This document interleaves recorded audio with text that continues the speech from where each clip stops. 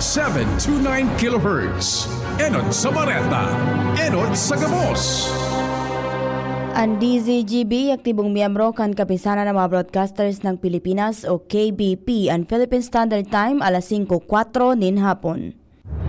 Alas 5 ning hapon, oras na para aramon ang mga maiinit na bareta kanal daw na maruluwas sa agas sa mga periodiko, radyo asin telebisyon. Enot na madadangog ngunyan sa DZGB. Bareta alas 5, mga bareta ngunyan para sa aga. Enot na tinipon sa DZGB Newsbase. DZGB, Bareta alas 5, kaiba ang field reports kan Mega Force Patrol. Halin sa iba-ibang parte kanalbay, asin kabikolan. Ngunyan, uya ang sa idong tagapagbareta.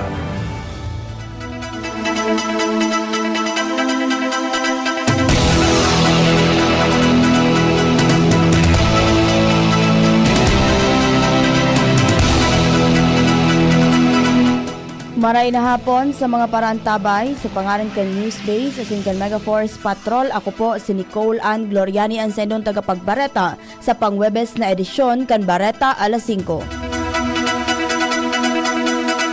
Enot sa detalyes kan Bareta sa lado lokal, nasa linya si Ate Angel Mustaza.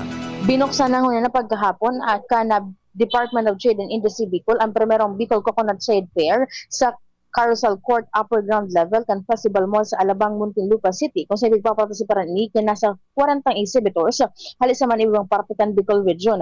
Sigun kay DTI Bicol Regional Director Dean Donabol, kay bahan sa mga tampong sa trade fair ang mga coconut-based products aram kan processed food, wearables and homestyle, health and wellness sector kung sa ipapahingin tibay, creativity as in resilience kan mga negosyanteng Bicolano. Sigun kay Nabol, apwera sa exhibition kan mga trade fairs at umaining pagselebrar kan higos asin inobasyon kan mga magninegog asin negosyante sa Bicolano. Katakod ini pigiin ganyan na bulan publiko sa paagitan pagbakalman kan sa mga produkto dahilan ta ang trade fair madura sa Agosto 9 ngunya na taon. Dagdag na Bareta, Angel Mustaza, DZGB News.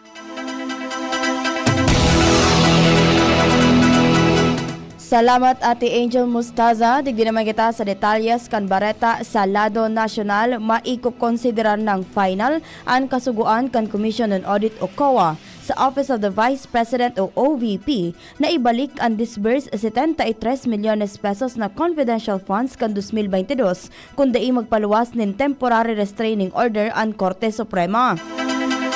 Inian pahayag ni dating COA Auditor Roderick Wamil.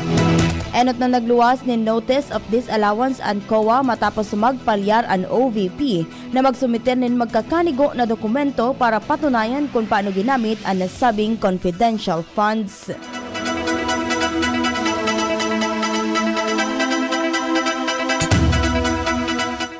Tinauan doon ni House Private Prosecutor Attorney Amando Ligutan ang mga pirma sa acknowledgement receipts kan Office of the Vice President o OVP. Apera kay ni kunestyon ni Ligutan kung paano nagkaigwanin pirma kung alias man sana ang pangaran kan recipient kan confidential funds. Sinabi kan abogado na dapat linawon kan depensa kung ang pangaran na nakasurat siring ni Mary Grace Piatos iyo ang totoong tawo o alias siring man ang pirma sa nasabing pangaran.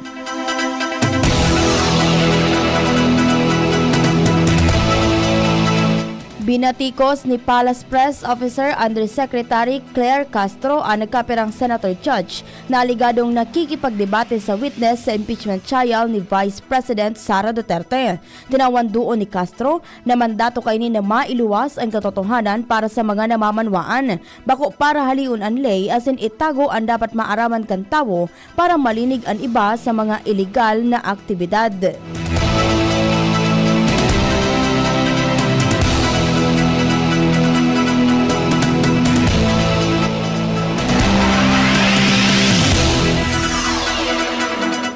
Panahon na para hampangon ni Vice President Sara ang paninimbagan sa ley.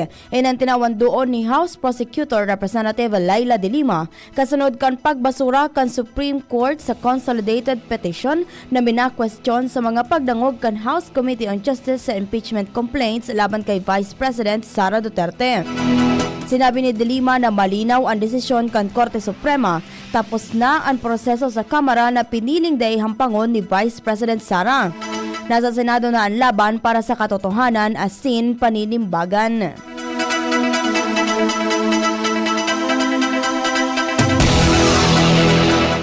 Kinumpirmar ni PCO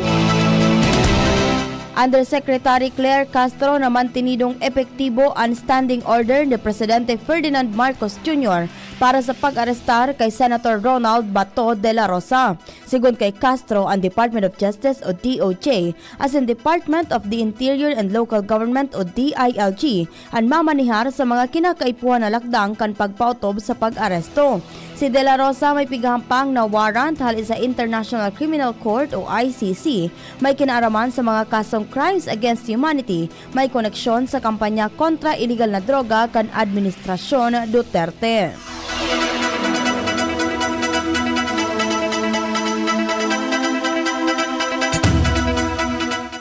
Pipaimbestigaran ni Senate President Sherwin Gatchalian ang kawaaran ng regular na fuel cost audit sa tao kan naglalangkaw na singil sa generation charges kan kuryente na nagdadara ng dakulang paasanon sa dakul na mga konsumidores. Po Enero 2025 sa Hulyo 2026, ang bulana na singil sa kuryente kan sarong residential customer kan Meralco na nagkukonsumo ng 200 kWh ang naglangkaw sa 2,970 pesos sa rate na 14 pesos as in 83 centimos kada kWh, hali sa 2,350 pesos sa rate na 11 pesos as in 74 centimos kada kWh. Dahilan kay napipiritan ang mga consumer na magbayad ng dagdag na 620 pesos bulan-bulan maski pareho sa naan konsumo kan kuryente na pigagamit ninda. Sinabi pa ni Gatchalian na ang kantidad kan gasolina asin petrolyo partikular na hali sa mga kontratang supply kan Meralco sa liquefied natural gas asin coal ang 86.16% kan kabilugan na generation charges kan kumpanya kan Hulyo 2026.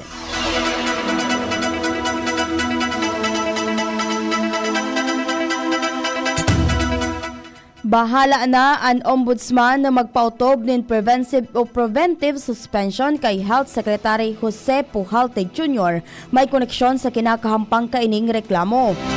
Inanpahayag ni Palace Press Officer Attorney Claire Castro matapos isaangat sa ombudsman ang mga reklamo kay Pujalte kay bahana ang pagpapapundo kaini sa pagbakal ng bulong para sa tuberculosis. Sigun kay Castro, daing nakaipuan panghali kay Presidente Ferdinand Marcos ang pagpapaluwas ng preventive suspension dahil nanta isinaangat na sa ombudsman ang reklamo laban sa sekretaryo. Dahil man masabi ni Castro kung nakapaghuro na ang Presidente asin si Pujalte may koneksyon sa mga akusasyon kan mga health worker laban sa iya. Nainot ng pigreklamo si Pujalte sa Presidential Complaints Center may koneksyon sa pagkawat kaini sa kasino asin nagagamit pa nin mga alias tangani makapagsugal na mahigpit na pinagbabawal kan Civil Service Commission para sa mga personahes asin opisyal kan gobyerno.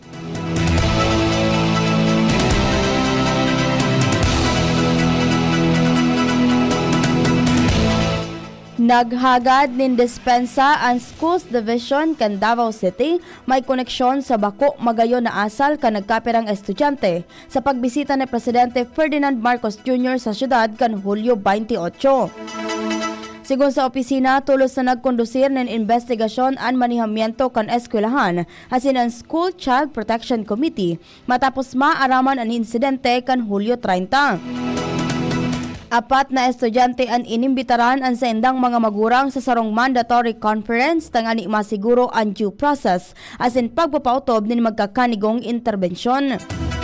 Sigun sa Schools Division na nagsairarom na ang mga imbeltong estudyante sa magkakanigong disciplinary measures, guidance and counseling as in values formation na nakatutok sa responsableng pag-uugali, digital citizenship, as in pagrespeto sa kapwa basado sa DepEd Order No. 006 Series of 2026 as in eksistinong polisiya kan eskwelahan. Mabeltan detalyas kan Bareta makalihis ang nagkapirang pagirumdom. Ngayong darating na Agosto, magaganap ang Ligtas Tigdas, Measles Rubella Supplemental Immunization Activity. Pabakunahan ang ating mga anak edad 6 hanggang 59 buwang gulang o wala pang 5 taong gulang sa mga vaccination sites. Pumunta sa pinakamalapit na health center o sumangguni sa nurse at midwife sa inyong barangay. Magpabakuna para sa Ligtas Tigdas, Bicol. Realize true comfort and relaxation at Dorotea Resort and Spa, a perfect venue for family outings, couple retreats, and various functions such as weddings, birthday parties, corporate seminars, and conferences. Dorotea Resort and Spa. We have backpackers rooms, standard rooms, deluxe, suite, and a penthouse. Also, relax and rejuvenate with our spa's invigorating treatments, services, and facilities. Dorotea Resort and Spa, Kahugutan, Bakakay, Albay. For reservation, contact us at 0917-777-5734. Find us on Facebook, Dorotea Resort and Spa. Relax, rejuvenate, and enjoy. Only here at Dorotea Resort and Spa. Ring, ring, go away! Ubo ng bata? Para dyan, may Plemix for Kids. Ang Plemix for Kids ay natural na lagundi. Tumutulong palabasin ang plema para tigil ang ubo, ramdam ang ginhawa. In banana and orange flavors. Be wise, Mommy! Cough, cough, wet away! Yay! Pambatang lagundi, Plemix! Vitex Negundo L. Lagundili is the generic name of Plemix for Kids. If symptoms persist, consult your doctor. Ready to experience exciting rewards and luxury gaming? With New Star Online, get a chance to win through multiple daily leaderboards, from bingo big wins and daily bets to daily claim and welcome rewards, plus a variety of rewarding promotions available every day. Download the New Star Online app now and elevate your gaming experience with more daily rewards. For EGLD reference number MKTG-2026-0940, 0940, 0943, 0943, 0947, 0949, and MKTG 2026-1210. Gambling is for persons 21 years old and above only. Gambling can be addictive. Know when to stop. Email responsiblegaming@pagcor.ph. Discover the beauty of playing brightly with New Star Online. Luxury entertainment now in your hands. Gambling is for 21 years old and above only. Gambling can be addictive. Know when to stop. Email at responsiblegaming@pagcor.ph. DZGB Bareta. Alas 5.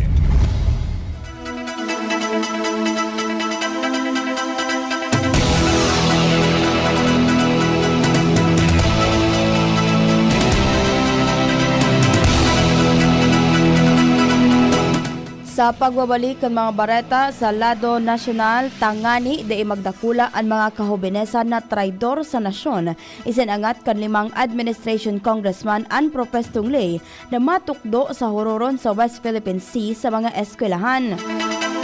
Sa House Bill 10587 o West Philippine Sea Education Act, maawat ni na Deputy Speakers Paulo Ortega V as in Jefferson Conghun, Lanao del Sur Representative Zia Alonto Adjong, Manila Representative Ernesto Juniso Jr. as in One Rider Party List Representative Ramon Rodrigo Gutierrez. Namantang aki pasana dapat may supisyenteng kaaraman ang mga kahubenesan sa nasabing teritoryo kan Pilipinas. Basado sa propesto, kay puan magkaigwan ng komprehensibong West Philippine Sea Education and Awareness Program bako sana sa basic kundi sa higher education curriculum.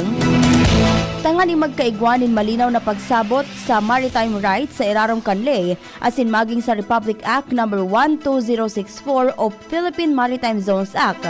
UNCLOS o United Nations Convention of the Law of the Sea asin maging sa 2016 South China Sea Arbitral Award. Ginibo kan mga nasabing legislador ang propesto sa tahukan padagos na pag-ako kan China sa West Philippine Sea kung sa hindi nagpupundo ang mga inis sa paghaharas sa mga Pilipinong parasira pati na sa Philippine Coast Guard as in Philippine Navy.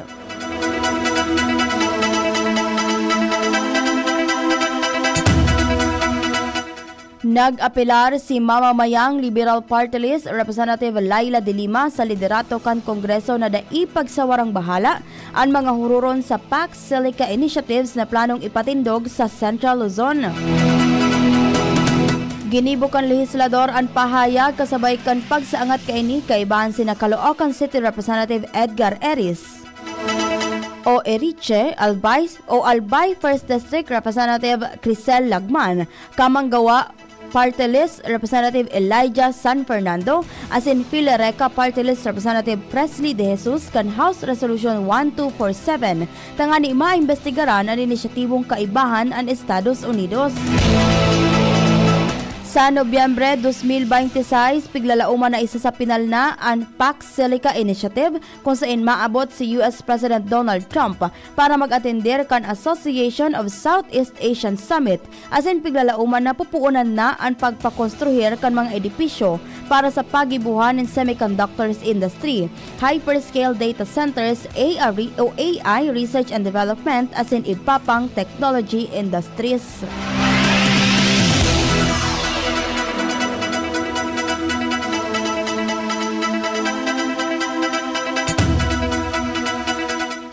Maabot sa 14 bulong para sa malalanghelang ang tinangkasan ng Value Added Tax o VAT kan Bureau of Internal Revenue o BIR. Sa Irarom kan Revenue Memorandum Circular No. 87/2026, maabot na sa 2,277 ang kabilugan na bilang kan VAT exempt na bulong sa Kud Agosto 4, hali sa dating 2,263 kan Abril. Kaibahan sa mga nadagdag ang mga bulong para sa cancer, diabetes, hypertension as in tuberculosis. Sigon kay BIR Commissioner Charlito Mendoza, maawot kan lakdang, nagibuho na mas abot kaya ang mga bulong as in suportaran ang kamautan na mapahiwas ang access kan mga Pilipino sa dekalidad na serbisyong pansalud.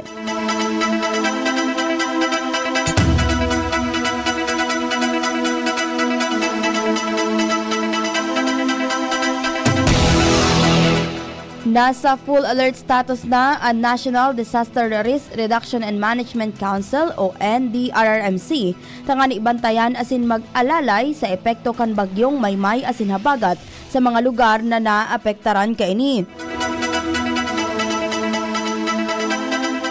Basado ini sa direktiba ni Presidente Ferdinand Marcos Jr.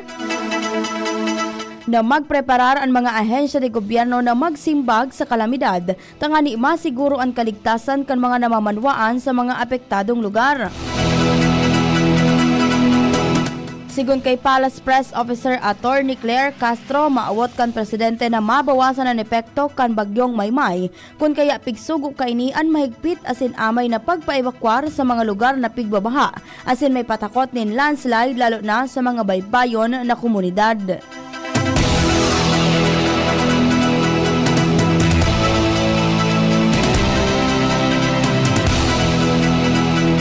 Sa ultimong detalyes kan Bareta sa lado nasyonal, uminabot na sa 80,633 na individual o kapareho nin 23,946 na pamilya ang naapektaran kan bagyong Luis, bagyong Maymay asin southwest monsoon o habagat.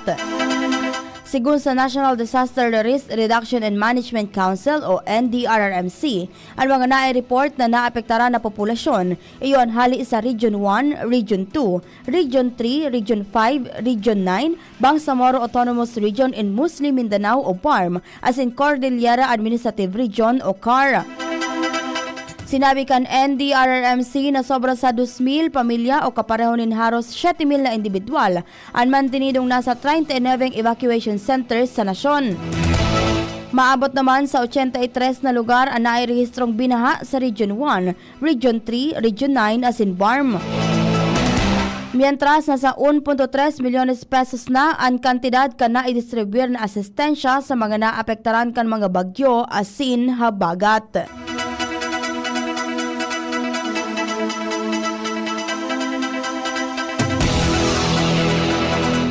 Iyan po ang kabilugan kan mga detalyes kan mga Bareta na tindiripon para sa Bareta alas 5. Sa pangaran ka nagsururat kan Bareta sa pangenot ni News Director Mardela, kaibahan si Ma'am Jenny Matthew Baliaran. Sa Master Control, kaibahan ta si Kuya Nems Flora. Asin sa Mega Force Patrol, ako po si Nicole Anne Gloriane ang sendong naging tagapagbareta. Salamat po sa pag-antabay. Jericho Rosales po, ibang level na tayo. For liver health, Silimarin plus multivitamins, Liver Aid